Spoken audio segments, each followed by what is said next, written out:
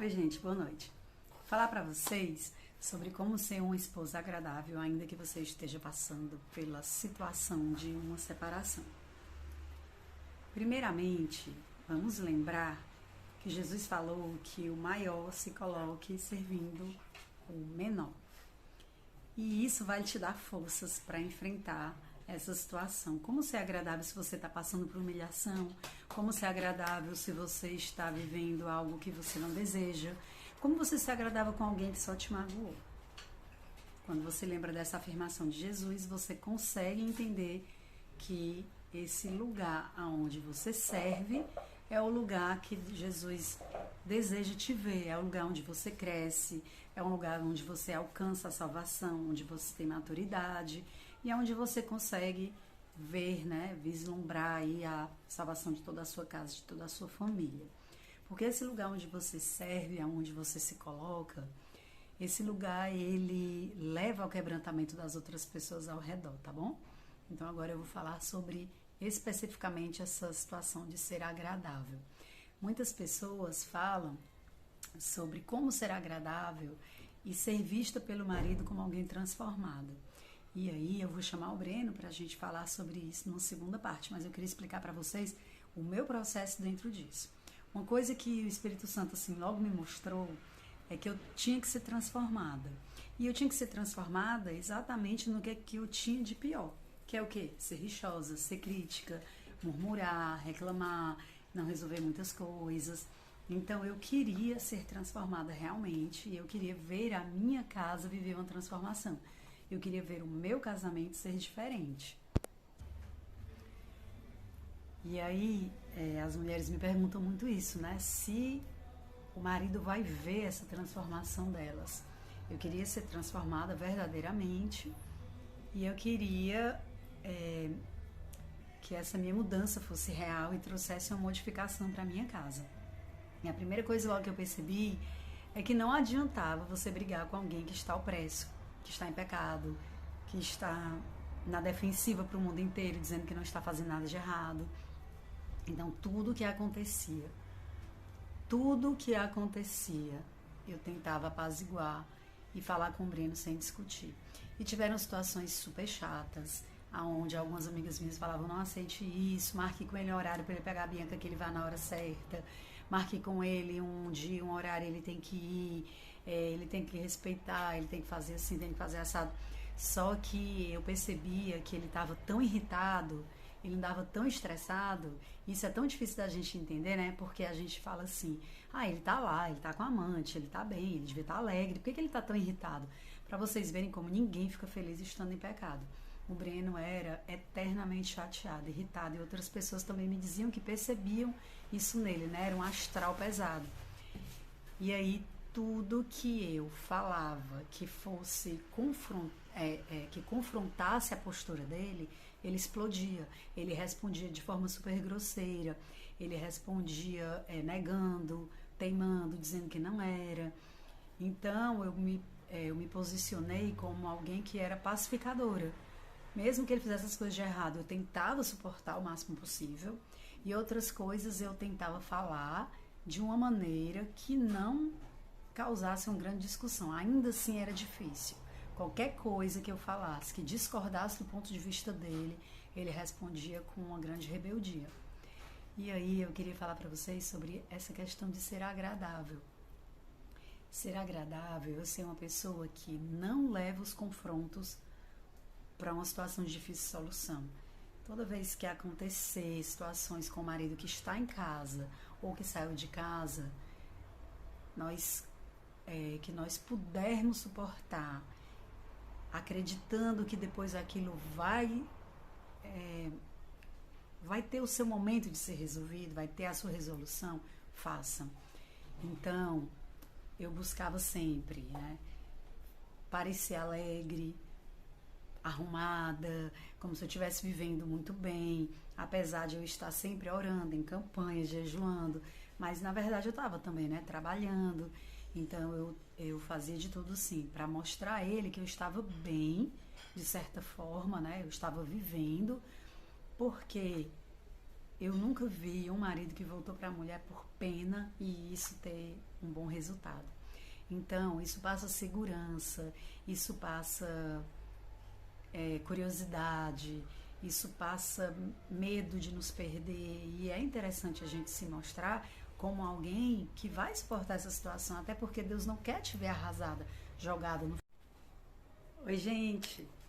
Então, eu vou falar aqui para vocês sobre como ser agradável, ainda que você esteja passando por situações muito difíceis numa separação.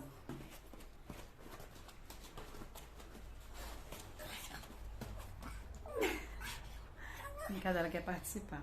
Então, é assim. Primeiramente, casa. Oi, pessoal, eu sou a Marisa. Oi, pessoal, eu sou o Breno, da Marisa. Eu sou a Marisa do Breno. Somos casados há 22 anos e temos 3 filhos. E a gente foi restaurada e estamos aqui. Estamos aqui, isso. Então vamos conversando lá. Com vocês. Aqui sempre os assuntos são improvisados. E polêmicos. A gente nunca ensaia, tá? E eu acabei de dizer pro Breno que a gente vai falar aqui agora sobre e se o meu marido, que está fora de casa, porque estava me traindo, está se aproximando e quer ter relação sexual. Só se ele tiver terminado com a morte. Pronto, encerrou o vídeo. Acabou o vídeo. Acabou o vídeo. É uma situação delicada, é uma situação complexa, mas eu acho que eu tenho a minha opinião formada com relação a isso. Eu acho que a mulher tem que ter a sua... Agora fugiu a palavra. A mulher tem que ter o seu posicionamento e sua segurança no que ela vai decidir. Então eu acho assim, se ele está voltando, eu acho que tem que ser algo bem tranquilo, nada de partir logo para o sexo, não. Acho que tem que ser algo mais de conversar, de dialogar, de ver como é que está a situação. Eu penso dessa forma. Pois é, né? Tem conselheiros que dizem que é pra gente nunca falar sobre nada. Nunca tocar no assunto, nunca falar sobre nada. Eu discordo, sempre discordei. Eu acho que existe sim a necessidade de conversarem normalmente sobre o que deu certo, o que deu errado, por que acabou naquilo, por que não acabou. Tem gente que diz assim, eu sei, eu já sabia o que eu fazia e não precisa ninguém me dizer. Mas eu acho que tem que ter um afinamento, novos acordos, novos planos, saber o que é que... Sim. Diz, eu vou falar uma coisa. Eu acho que com o diálogo dá até para a mulher identificar qual é a real intenção desse marido.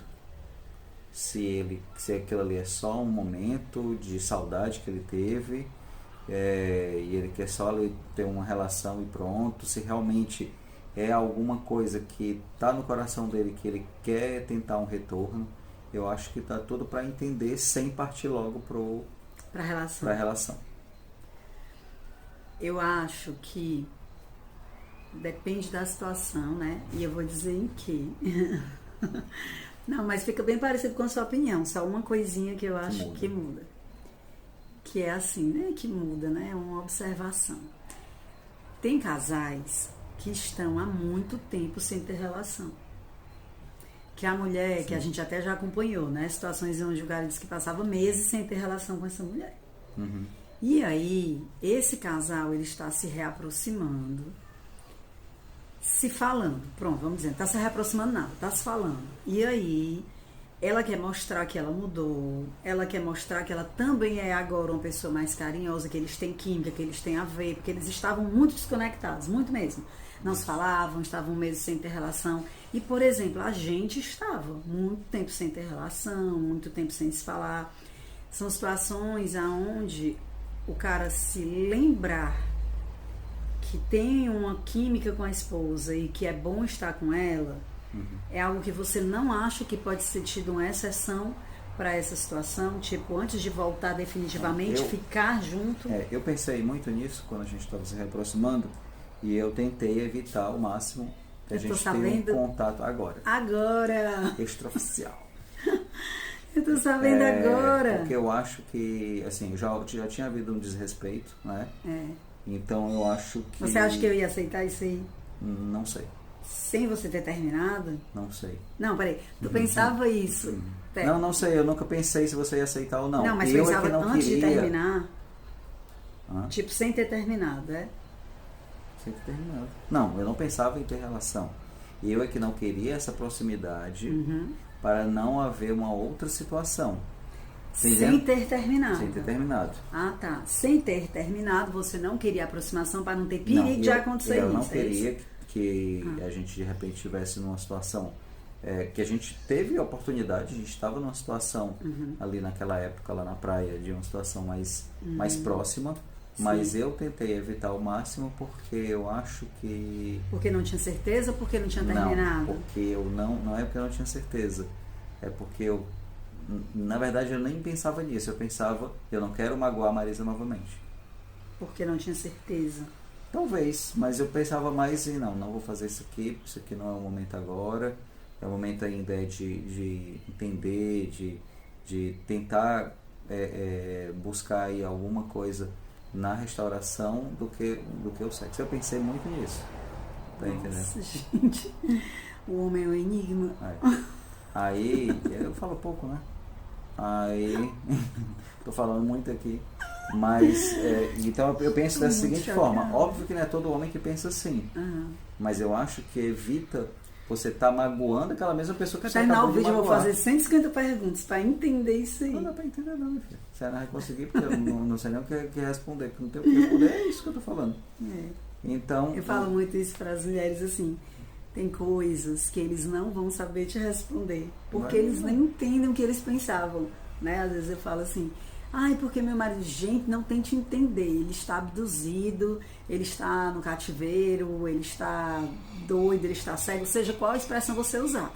Mas muitas vezes eles não entendem, né? E vários maridos dizem isso, né? Não sei exatamente o que eu pensava, mas... Então eu acho que a mulher tem que ter um cuidado nesse momento de tentar entender o que está acontecendo com o seu marido, manter essa continuidade dessa transformação interior, de estar sendo mais carinhosa e tudo mais, que a gente já falou em outro vídeo, mas tentar evitar, num primeiro momento, num primeiro contato, a relação sexual. Eu penso dessa forma. Sim.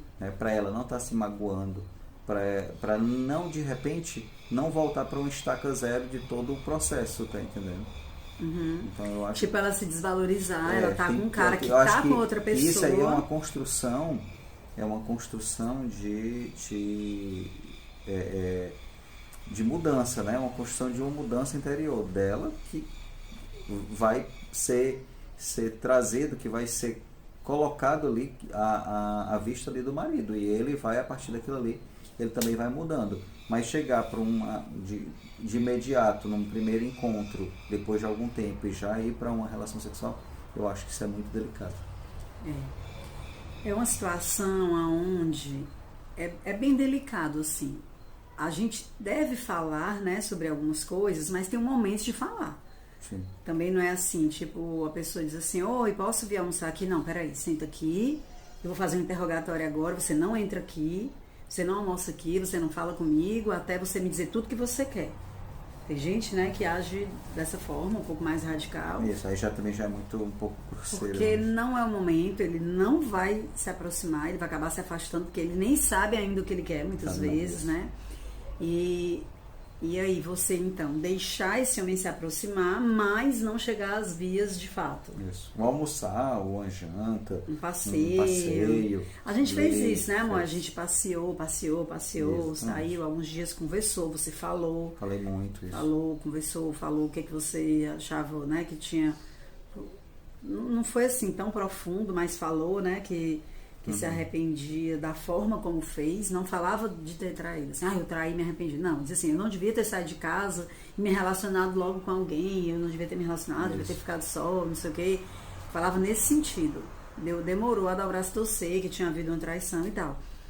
Mas tinha uma decisão de que ia tentar aquilo, apesar de que era assim, vamos ver no que vai dar, não cria expectativas. É algo assim louco, né? Porque, claro, a pessoa tá criando todas as expectativas, ela tá orando por aquilo ali meses ou anos, né? Eu procurei sempre deixar claro exatamente para não ter uma outra, não causar uma outra decepção nela, né? E, na verdade, se eu for pensar, eu estava protegendo um pouco ali a parte psicológica dela, porque vai que eu não, meio que iludisse, né? Vamos dizer assim, e de repente nem era aquilo que ela estava esperando. Então, era uma outra decepção. Então, assim, eu já tinha feito algo complicado, já tinha feito algo, um adultério, uma traição, um abandono, algo que causou todo um transtorno na família, nela, e causar mais um dano é meio mais complicado. Então eu preferi ser mais cauteloso nesse sentido, que eu não queria causar mais nada. Isso. E aí, essa questão da conversa, né? Nessa hora, a única coisa que eu lembro que eu falei bem foi assim, foi a melhor coisa que me aconteceu. E ele tomou um susto, né? Quando ele falou, eu não devia ter feito o que eu fiz. E aí eu falei assim, foi a melhor coisa que me aconteceu, porque eu me aproximei de Deus, que é o que eu mais amo na vida agora, né? Hoje a minha vida é essa e tal. E eu lembro que ele regalou bem o olho assim, tomou um susto. E aí eu falei mais alguma coisa, né, em relação a isso, que tinha sido importante esse processo pra mim. Mas eu não me aprofundei, eu não comentei, você tem que se arrepender, você me traiu, você errou, você fez isso, aquilo, você tem certeza que agora quer voltar, o que você está querendo? Não teve nenhuma pergunta dessas. Era muito no sentido de ouvir. Ele vinha muito chateado, muito magoado, muito decepcionado com a vida, com o que tinha feito com ele mesmo. Acho que com ele mesmo, né, amor? Sim. Com muita vergonha, né? Ele disse que tinha muita vergonha, eu nem percebia como vergonha. A sensação que a gente tem é que a pessoa está muito irritada, chateada, e a gente não sabe com o quê. A gente pensa que é com a gente. Eu pensava assim, nossa, ele não quer estar perto de mim. Depois ele disse que não era nada comigo, que era raiva dele mesmo, chateado, né, com tudo que tinha se passado, com muita vergonha, muito constrangimento. E aí você ter sabedoria de entender quando conversar e como conversar. Eu já não concordo que você nunca fale nesse assunto. Eu acho que sim, você tem que falar, até porque você tem uma ferida a fechar e essa pessoa vai ter que te ajudar. É difícil, viu? O menino quer muito... Assim, depois que a gente volta, a gente tenta esquecer o máximo possível. E a gente, pelo menos no meu caso, eu tenho, toda vez que o Marisa tentava conversar alguma coisa sobre o adultério, sobre a traição, eu tentava sempre evitar o... porque tá o bicho no meio ali. Então eu tentava evitar ao máximo esse diálogo. Porque para mim era algo que me causava um desconforto, me causava uma dor. E eu não queria lembrar mais do passado, eu queria, né, queria viver agora um presente e um futuro de algo novo, né? Mas alguns acordos novos têm que ser feitos, né? Algumas coisas têm que ser... Não, isso com o tempo, né? A gente vai conseguindo conversar. Mas assim, para o homem eu acho que não é tão fácil não. Mas é importante. Não é fácil, mas é importante. Sabedoria na tem hora que de em algum momento realmente você vai ter que conversar, você vai ter você vai ser tem confrontado. gente que não conversa, né? Verdade, tem gente que nunca conversou, que não tem curiosidade ou tem medo de saber. E tem a postura de cada um, até essa questão do sexo, né? Essa questão do sexo é de cada um, né? Tem gente que diz assim, não me sinto mal. Eu acredito que você tem que pensar bem. Você está se sentindo usado? Você está se sentindo bem?